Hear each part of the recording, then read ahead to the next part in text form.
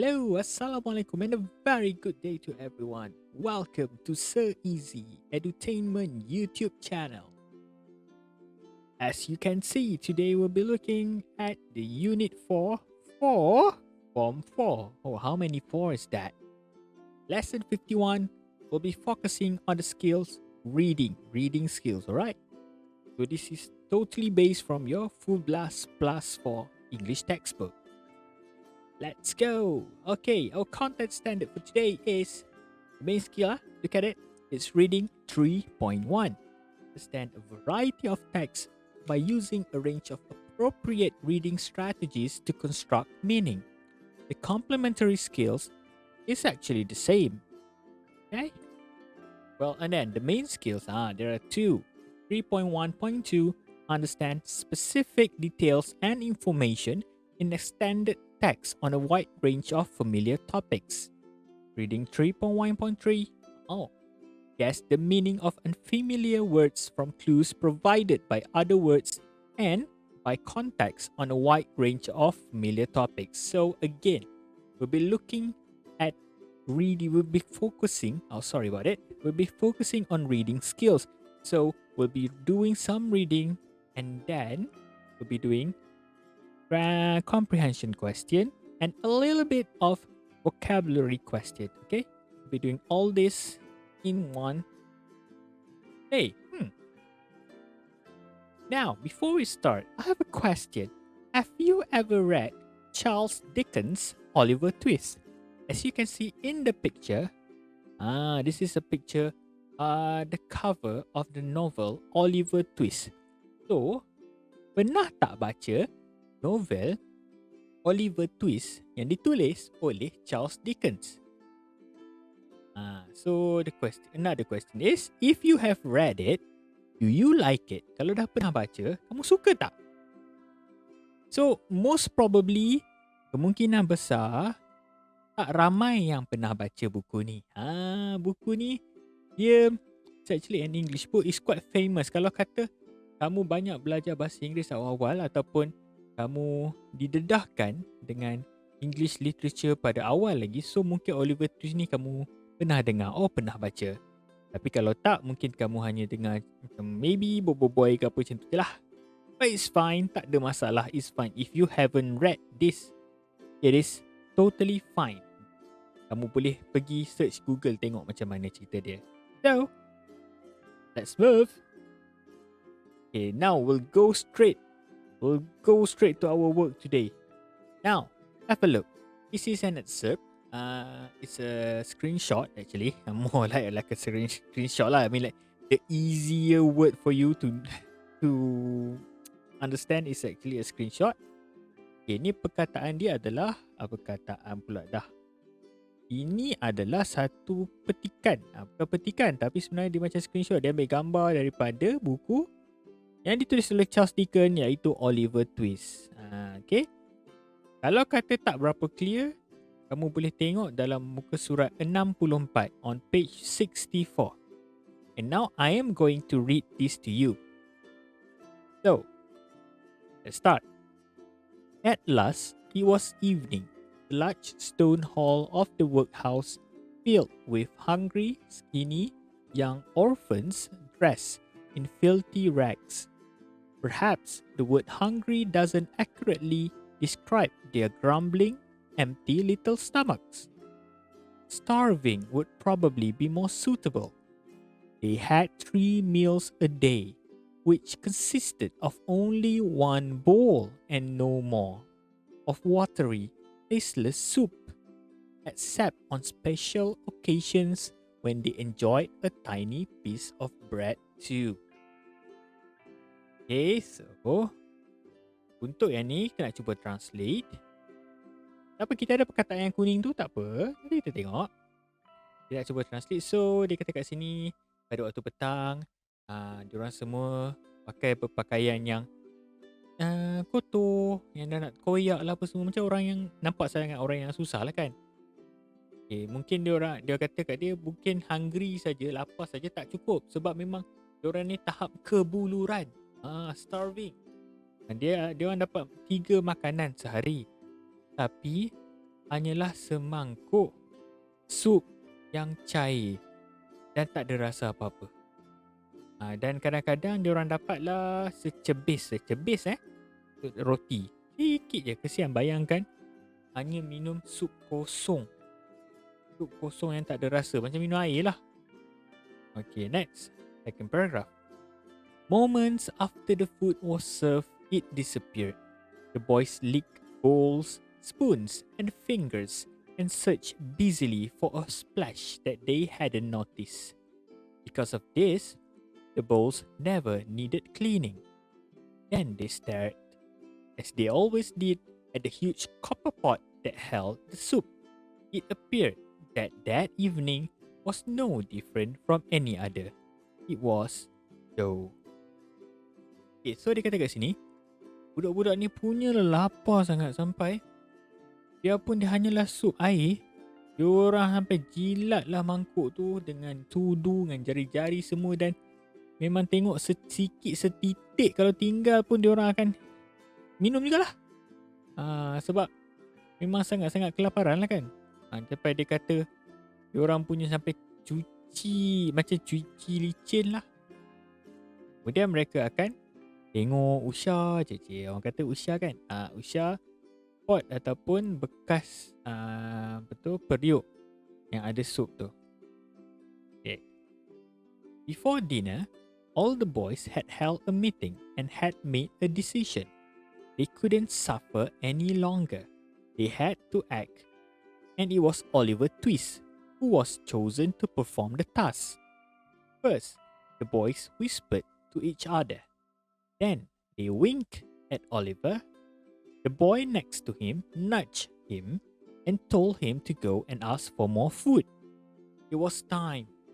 Perhaps it was the hunger or the misery that comes with it that gave him courage.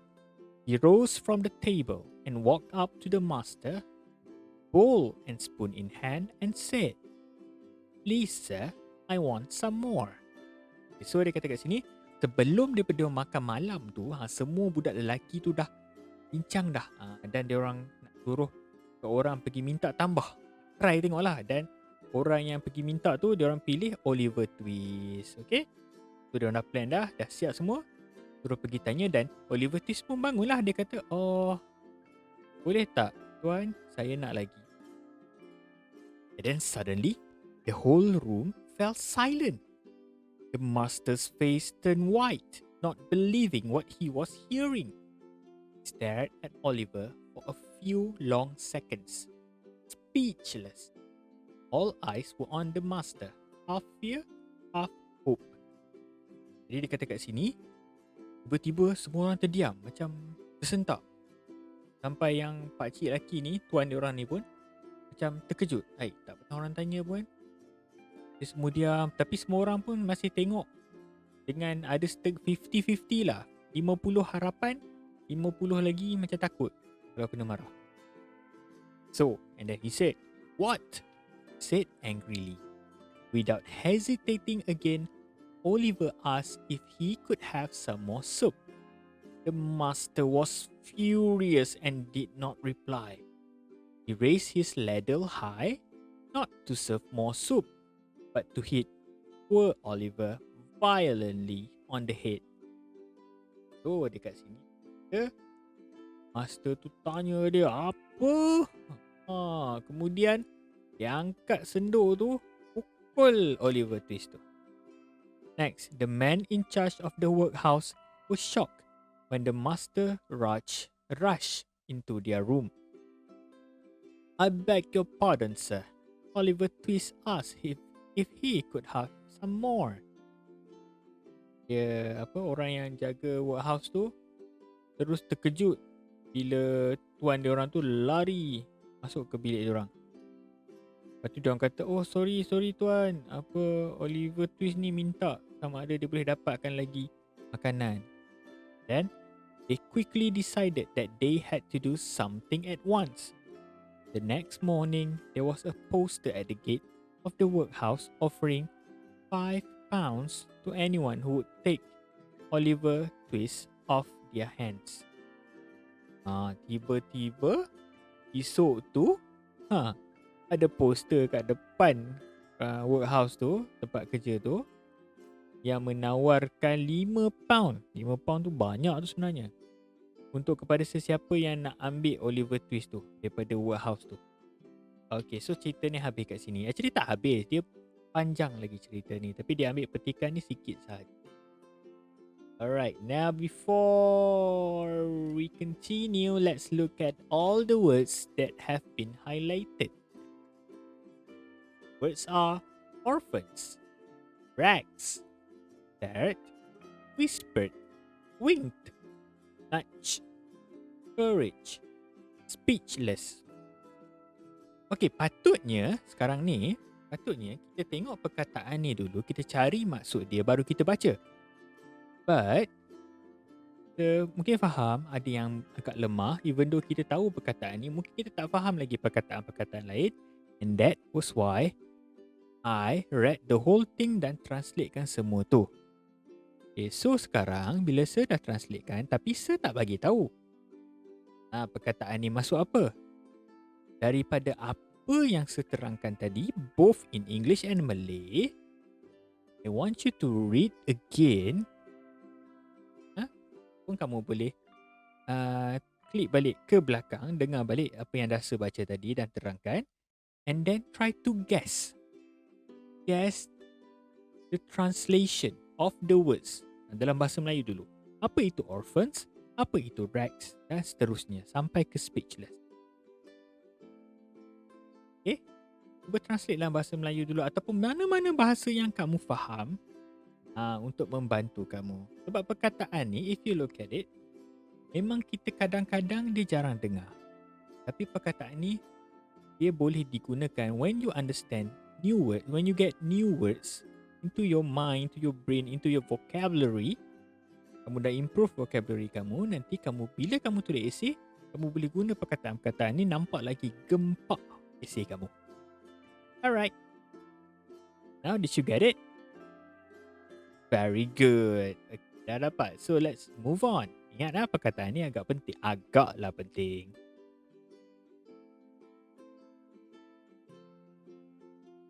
Okay, now let's do this. You may have a look again at your text. Boleh baca berulang kali. And then you are going to try to answer this. And remember, this was taken from page 64 your textbook, okay? Maybe nampak kat sini tak clear, tapi dalam textbook mungkin lagi clear. Aku tengok sikit. Now, number 1. I will help you, don't worry. What's the main message of the first paragraph? Maksud dia, apakah message utama dalam paragraf yang pertama? Biarpun dia hanyalah satu petikan, tapi kita boleh faham. Tadi saya dah terangkan in Malay to help you guys. So now, can you tell me the main message of the first paragraph? Ada A, B, C, D. This is very simple. Kamu boleh tengok sini dan tengok balik dalam petikan itu. Number 2. The bowls didn't need cleaning after the children finished eating because, maksud dia, mangkuk-mangkuk tu tak perlu pun nak cuci selepas budak-budak tu makan. Sebab apa? Tadi saya dah sebut dah sebab apa mangkuk tu jadi bersih licin. Number 3. What did the other boys want Oliver to do? Apa yang budak-budak lain tu nak Oliver buat? Number 4. The first time Oliver asked for more soup, the master, pertama kali Oliver tanya, minta lebih sup tu, master tu buat apa? Ni pertama kali ya. Next. Number 5. What does ladle 939 mean? Dekat baris 39. Perkataan ladle tadi, saya dah sebut dah dalam bahasa Melayu.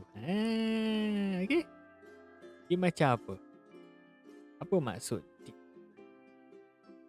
Next, 6. What did the people responsible for the workhouse want to do with Oliver? Maksud dia, apa yang orang yang bertanggungjawab ataupun supervisor ke bos-bos atas sikit lah, dekat workhouse tu, tempat kerja tu, nak buat apa dengan Oliver?